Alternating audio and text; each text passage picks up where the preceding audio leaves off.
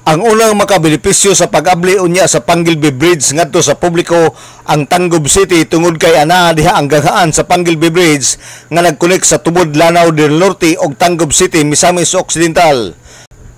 Dako ang pasalamat ni Tangub City Vice Mayor Tito Desina nining maong tulay tungod kay dako kini gikatabang sa ekonomiya sa syudad.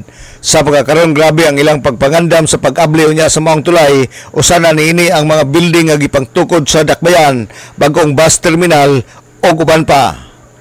Kami gid ang priority sa Tangub tungod kay may entrance, no? Na magid sa Tangub gagi. So, kuan siya. Ang kining maong tulay, bulahan sad kay ang wisok niini tungod kay pag-connect man sa duha ka probinsya.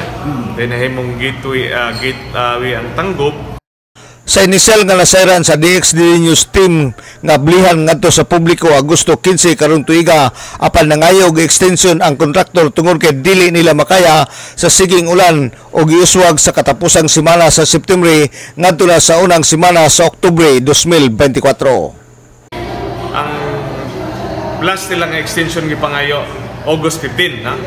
Pero nakita na pod karon tungod sa panahon dili kaya nga by August 15 maka-operate na ginatong tulay. So nangayon na po sila another 30 or 45 days additional extension na po. So kanang additional extension na approve na sad pero malast na siya. So hopefully per information na gihatag nila na to by end of September or early sa October passable na sa area. But passable open na siya for public one. Nga maagyan ang ginato ang atong tulay.